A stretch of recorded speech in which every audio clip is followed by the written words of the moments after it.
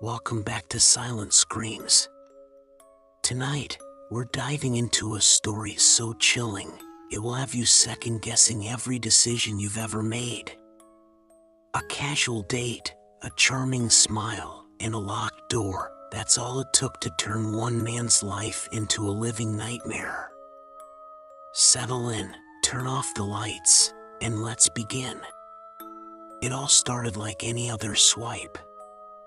Michael had been scrolling through Tinder for weeks, not expecting much. He wasn't looking for anything serious, just someone to break the monotony of his daily routine. That's when he saw her. Sarah. Her profile picture was captivating, a radiant smile, deep brown eyes, and a vibe that felt approachable, almost safe. Her bio was short but intriguing. I love spontaneous adventures. Let's make some memories.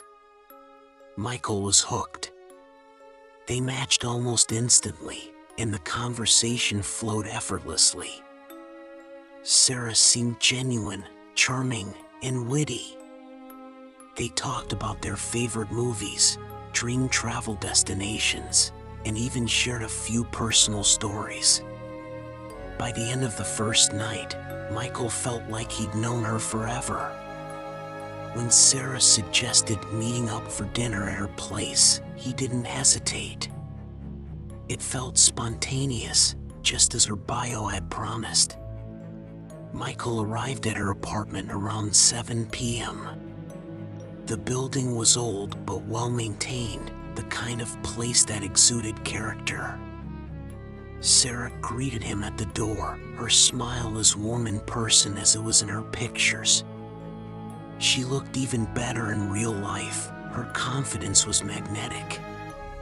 They shared a few laughs, a glass of wine, and soon, it felt like they were the only two people in the world. But things started to feel off. It wasn't anything major at first, just subtle oddities. The way her eyes lingered on him a little too long, as if studying him. The way she avoided answering certain questions, redirecting the conversation back to him. And then there was the strange smell wafting from somewhere in the apartment, a faint metallic tang that seemed out of place in such a cozy setting. Michael dismissed it. Maybe it was the old pipes or something she had cooked earlier. Dinner went smoothly, and Sarah suggested watching a movie in her living room. The ambience was perfect, dim lighting, soft music, and a comfortable couch. Michael felt at ease, even a little excited. But then she excused herself, saying she needed to grab something from the kitchen. Minutes passed. Then 10. Then 20. He called out to her, but there was no response. Just silence.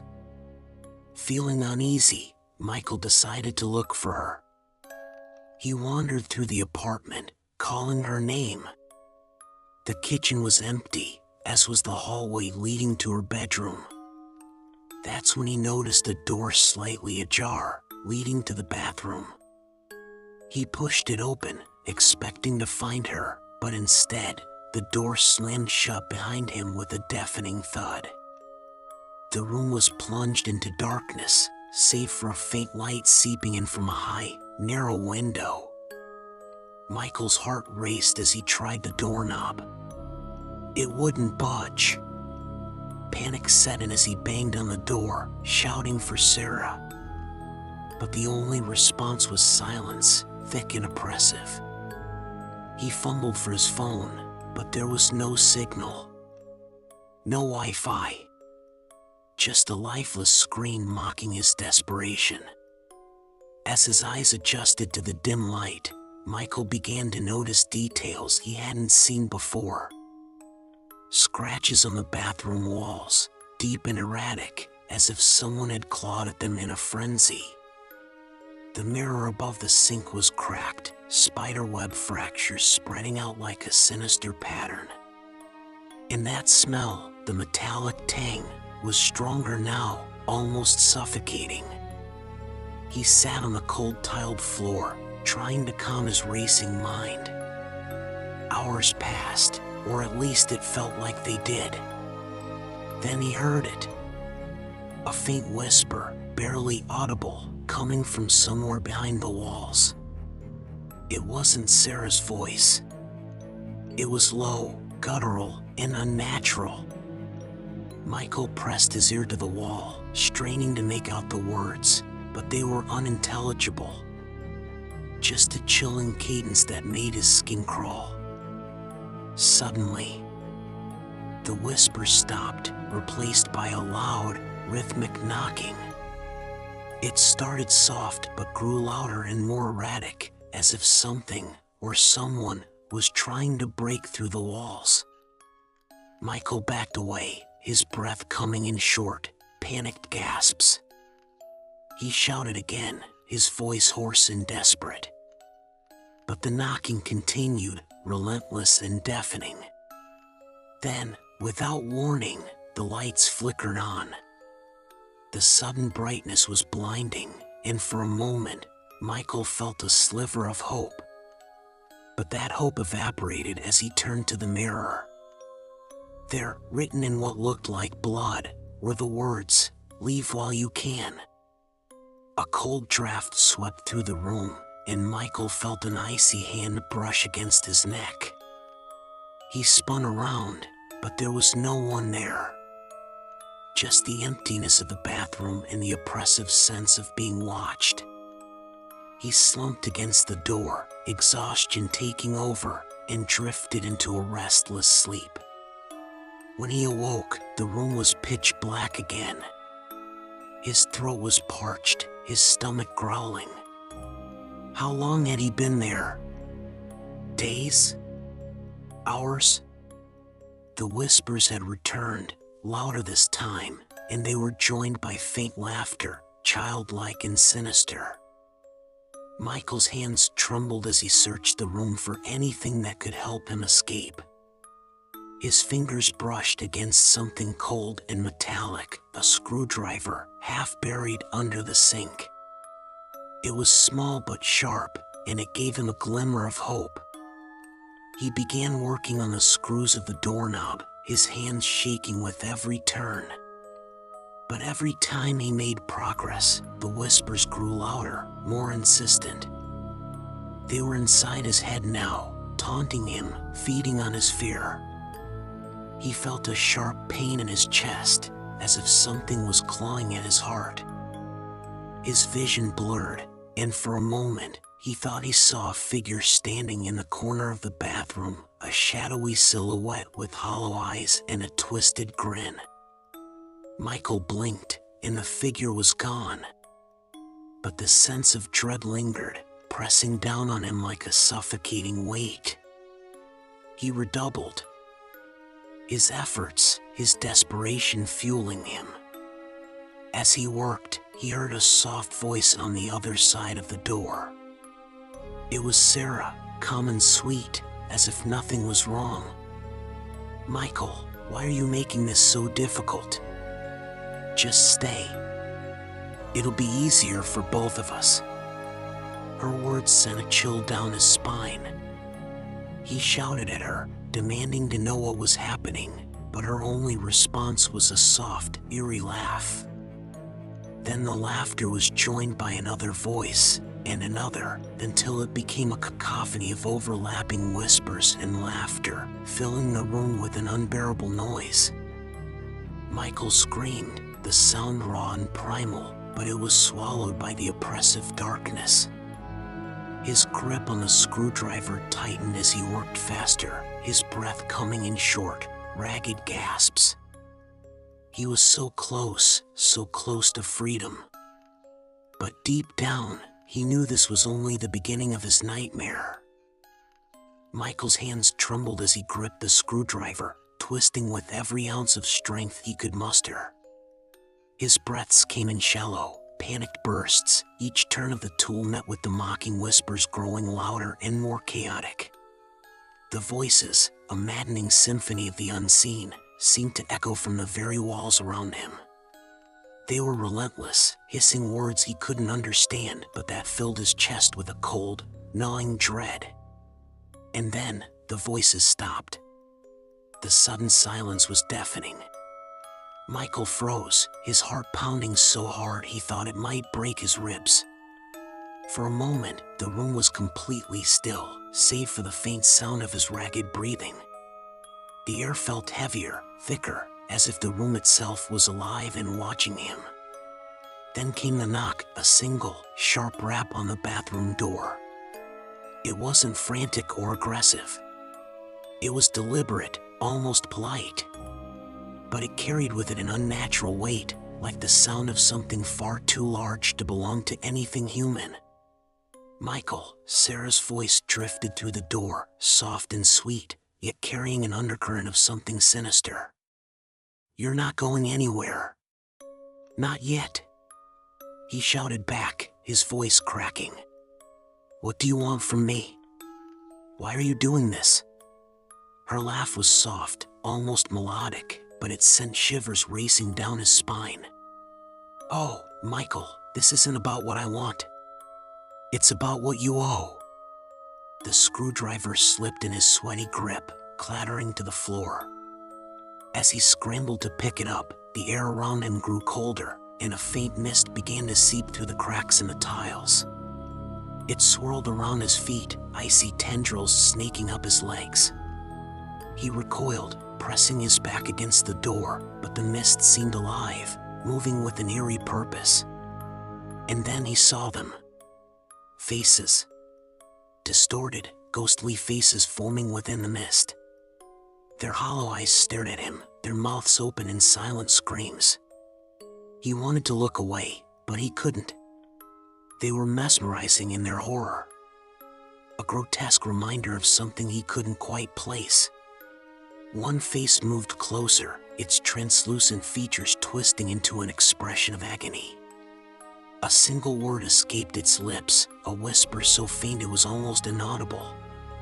"Run." Michael's blood turned to ice. He reached for the screwdriver again, fumbling with the screws on the doorknob. The mist grew thicker, the faces multiplying, their whispers merging into a haunting chant that made his head throb. He worked faster, his fingers raw and bleeding, the edges of the tool biting into his skin. The door gave a sudden creak, the knob loosening slightly. He pushed against it, hope flickering like a fragile flame in the dark. But just as he thought he might break free, the bathroom mirror shattered with an ear-splitting crash.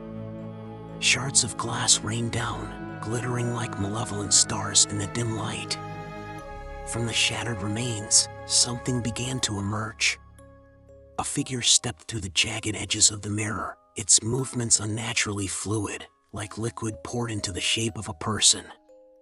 Its body was cloaked in darkness, its features obscured, but its presence was overwhelming, suffocating. Michael couldn't move, couldn't breathe. The thing tilted its head, as if studying him, and then it spoke. "You don't belong here." Its voice was a deep, resonant growl, layered with tones that didn't seem possible for a single being. Michael's mind raced. What did it mean? Where was here? Was he even still in the apartment? He pressed harder against the door, praying for it to open, but the figure raised a hand, and the door slammed shut with a force that rattled the entire room. "You can't leave," it said, its voice echoing inside his skull. "Not until it's done." "What's done?" Michael shouted, his voice hoarse. "What do you want from me?" The figure didn't answer. Instead, it began to dissolve, its form collapsing into a swirling black mist that joined the fog already filling the room. Michael could feel it wrapping around him, pulling at him, as if trying to drag him into some unseen abyss. He clawed at the door, screaming, as the darkness closed in. Just when he thought he would be consumed, the door suddenly flew open, and Michael tumbled out into the hallway. He hit the floor hard, the air knocked from his lungs. For a moment, he just lay there, Gasping, his vision blurred. The hallway was dimly lit, the flickering bulb overhead casting long, shifting shadows. The whispers were gone, replaced by a heavy, oppressive silence. Michael pulled himself to his feet, his legs shaky. The screwdriver was still in his hand, though it felt useless now. He looked back at the bathroom door. It was wide open, but the room beyond was pitch black, an impenetrable void that seemed to pulse with a malevolent energy. He turned away, his instincts screaming at him to run. The hallway stretched out before him, longer than it had been when he entered the apartment. The walls were lined with doors, each one slightly ajar, revealing glimpses of rooms beyond. But the rooms weren't normal. Each one seemed frozen in time, filled with impossible scenes. One door revealed a forest shrouded in fog, the trees gnarled and twisted. Another showed an endless expanse of water, dark and still, with no horizon in sight. A third room was filled with mirrors, each reflecting a version of Michael that wasn't quite right, his expressions twisted, his eyes hollow. He staggered forward, his steps unsteady. The air was thick with an unnatural chill, and the faint sound of laughter echoed in the distance. It wasn't Sarah's laugh this time. It was something else, something older, something cruel. Michael, the voice was soft, coming from somewhere ahead. He froze, his heart hammering in his chest. "Come back. We're not done." He turned slowly, the screwdriver held tightly in his hand. At the far end of the hallway, Sarah stood, her figure silhouetted by a faint, flickering light.